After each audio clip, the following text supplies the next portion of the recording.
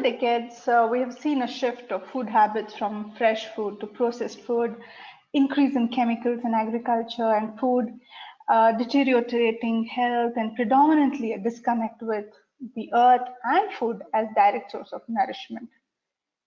Hello everyone, I'm Chaitra Bharath of Agribusiness Academy, and I'm joined on this podcast by two prominent names in urban farming, Herbert H. Kliegerman, co-founder and publisher of iGrow News and co-founder of the American Association of Urban Farmers, and Dino H. Carter, a brand specialist with more than 20 years of marketing experience in Israel, England, and the USA.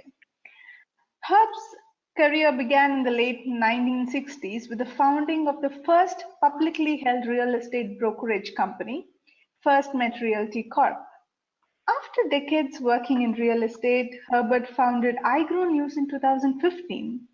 It is the first and longest running exclusive international online news publication for the indoor farming industry. iGrow News has more than 9,000 international unique visitors every 30 days. And Dino has been in marketing for more than 20 years, including he's worked with Levi's and MTV Europe. Over the last 3 years, he's been consulting for cannabis companies in the USA and Canada with focus on indoor cannabis growth. So welcome Herbert and Dino. Hi, thanks for having us. Hi. It's my pleasure. So Herbert, so tell us, how did you get into farming from real estate? Well, as you mentioned, I've been in the real estate brokerage business for over 40 plus years. In that business, I was acquiring properties also for my own account. I came across a 300,000 square foot industrial property in Wisconsin, near Green Bay, Wisconsin. Didn't know quite what to do with the property because of the fact that it was very centrally located to a regional shopping center, to a very growing metropolitan area of Appleton, Wisconsin. And basically, my wife, who has been in health and wellness for the last 20 years, mentioned indoor vertical farming.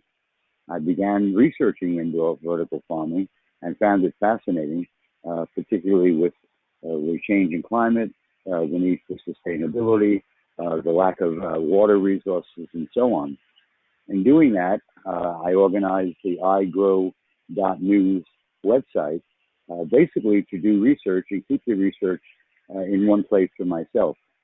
Over the past 4 years, I've been publicizing people in the industry, which is a very nascent industry, and have watched it grow.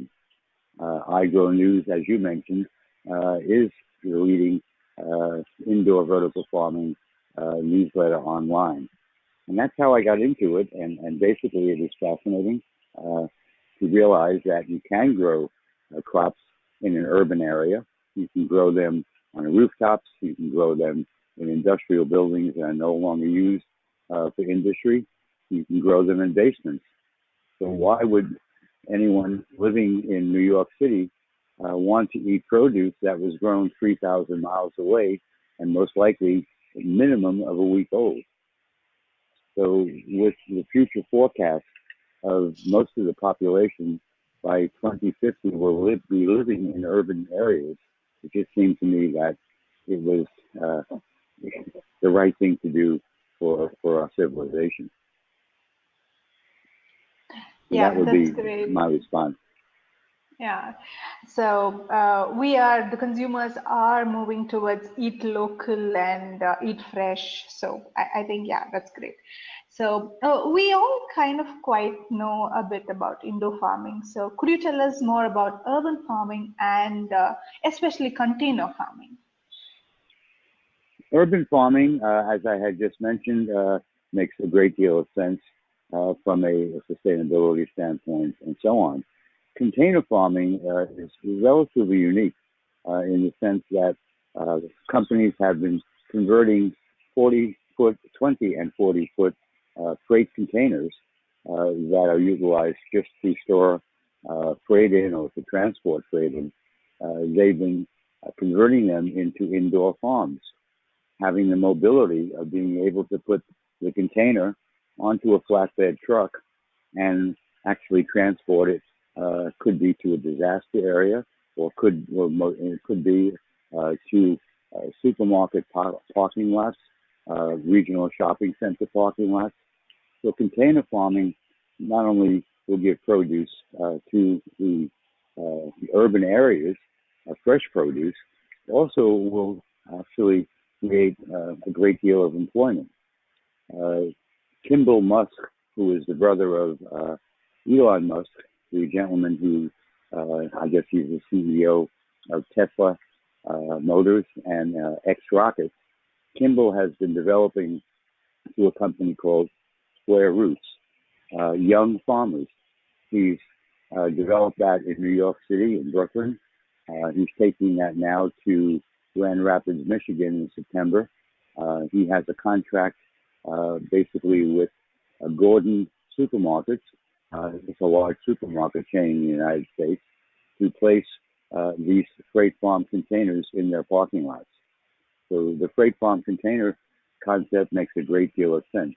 There are many companies throughout the world, in Canada, Australia, and so on, that are converting these containers into farm containers.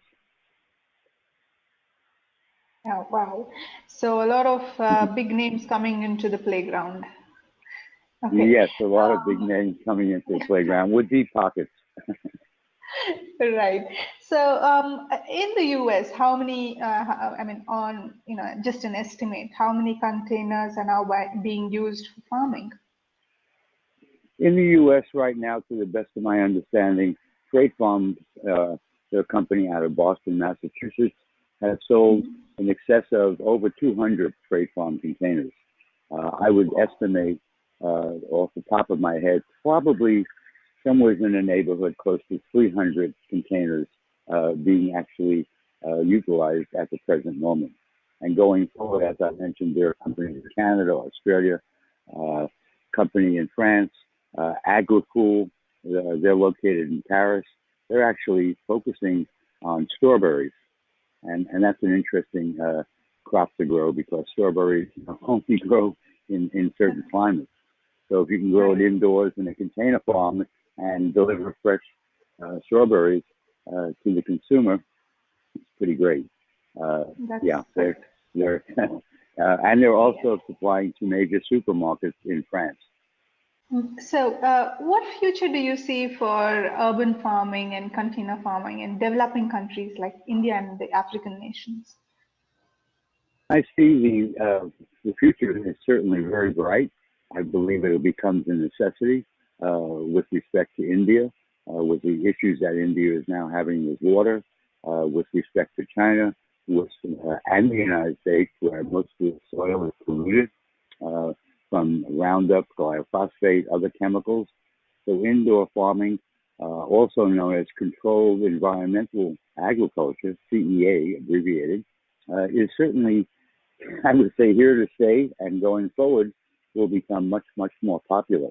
There's a company in San Francisco by the name of Plenty, which received a $200 million infusion of capital by a Japanese bank by the name of SoftBank. They're also backed, I believe, by Amazon. The company in New York City, Bowery Farms, they received close to $100 million in financing. Another company in New Jersey, Aero Farms, they've been around quite a while. They are backed by Goldman Sachs, a major investment banking firm. So I see the future as very bright.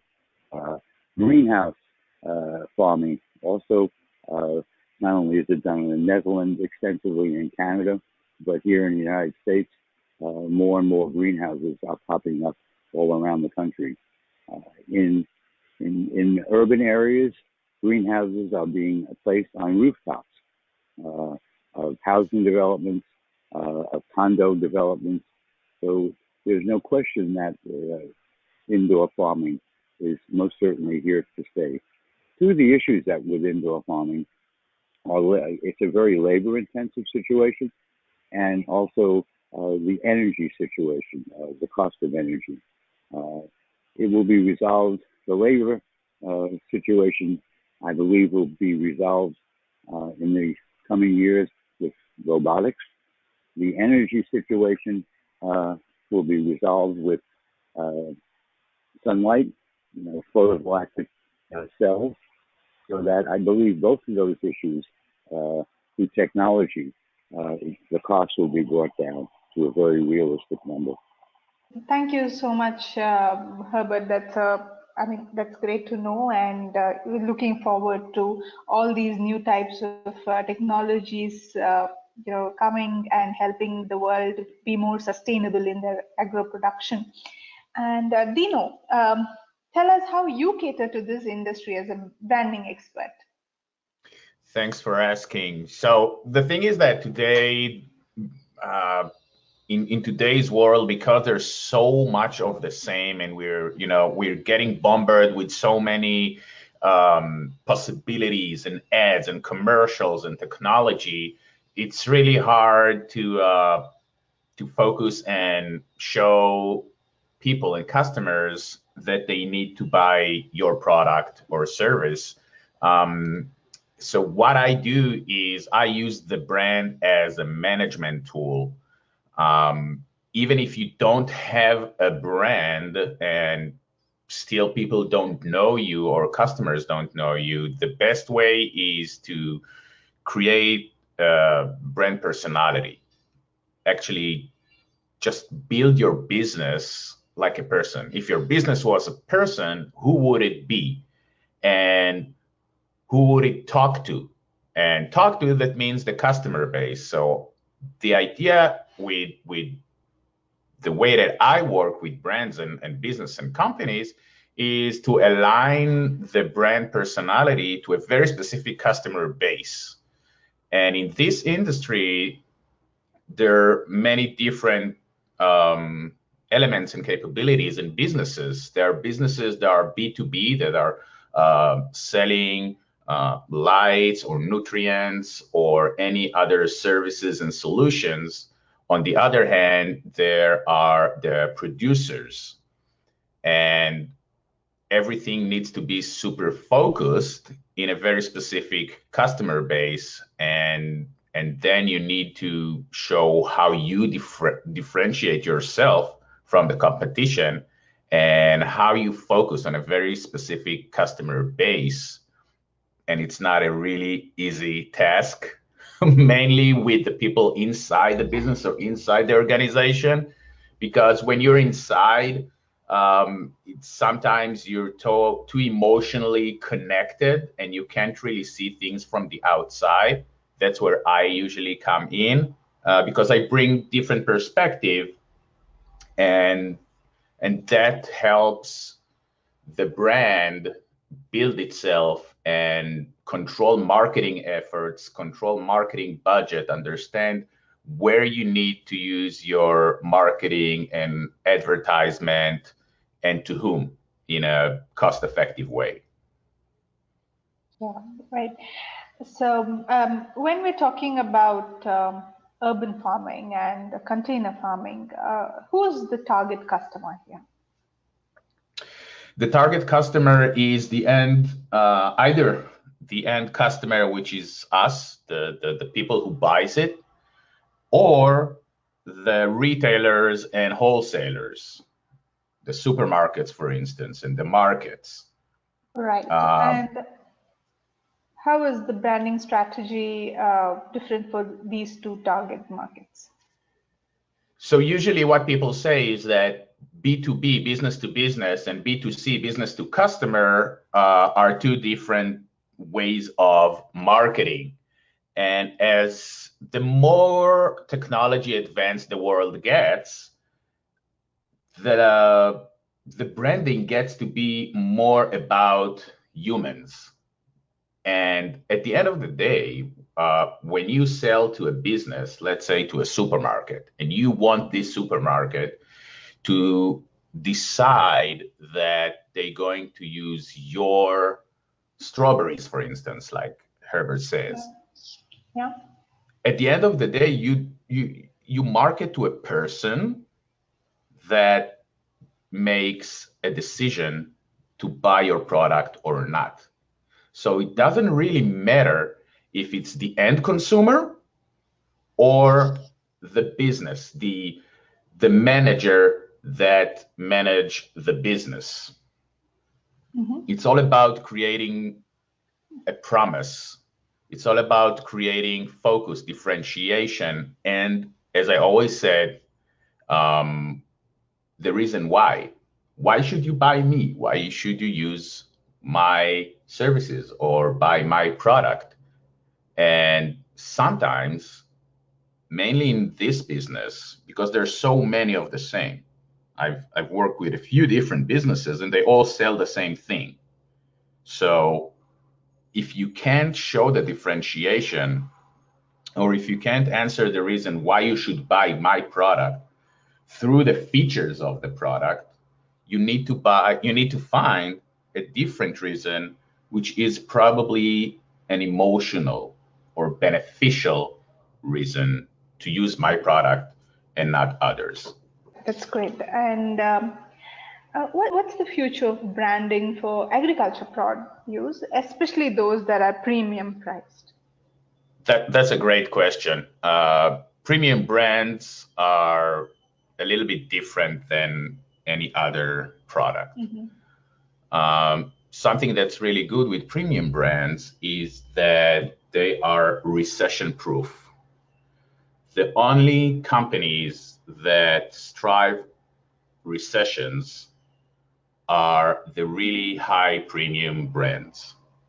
Companies like Tiffany, for instance, they had 2 recessions and they're still with us, and they don't do discounts.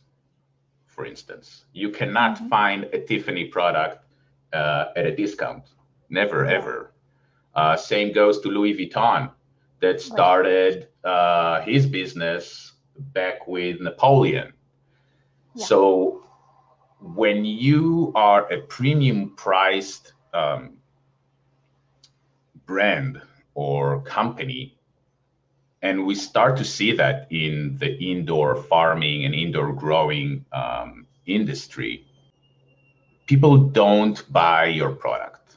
People buy a relationship, they buy a promise, they buy a solution, they need to see trust. So these brands not only need to show and communicate how they're different, but why you should buy from them and pay the premium price.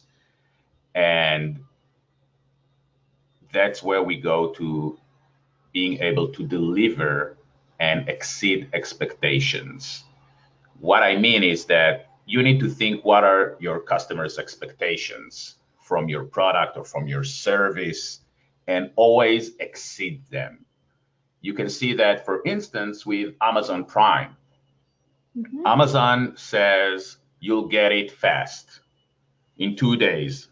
And usually they deliver faster than 2 days.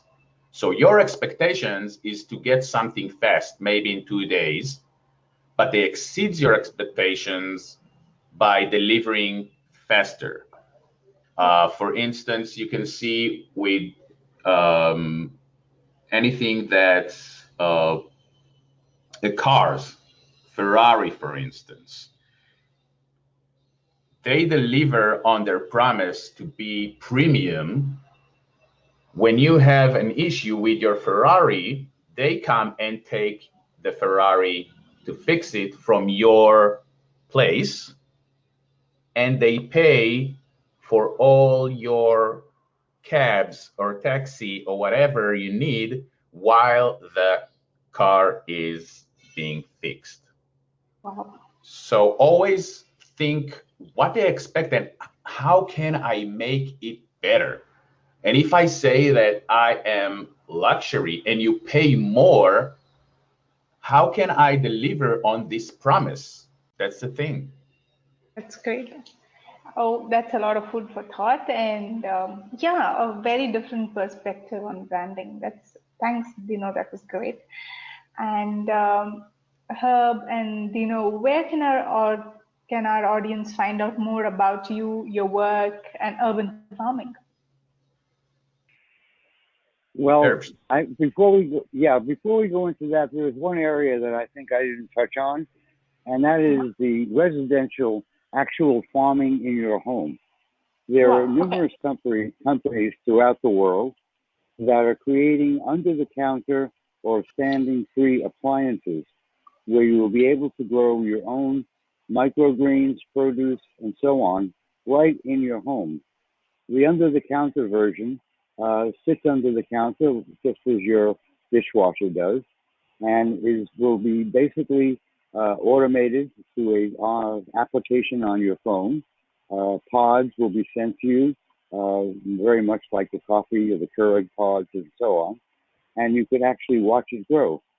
From that standpoint, it's wonderful because children will be able to see their own produce that they'll be eating growing in their own home and recognizing the importance of healthy food.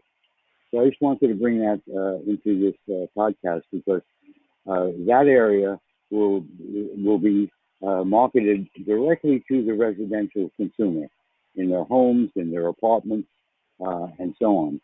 So you can find out more information about indoor and urban farming at the letter I, GROW .news, iGrow.news.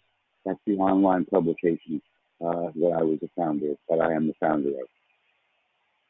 And you can learn more about me and branding and processes of branding and how I do it on www.thebranding.la. Thebranding.la.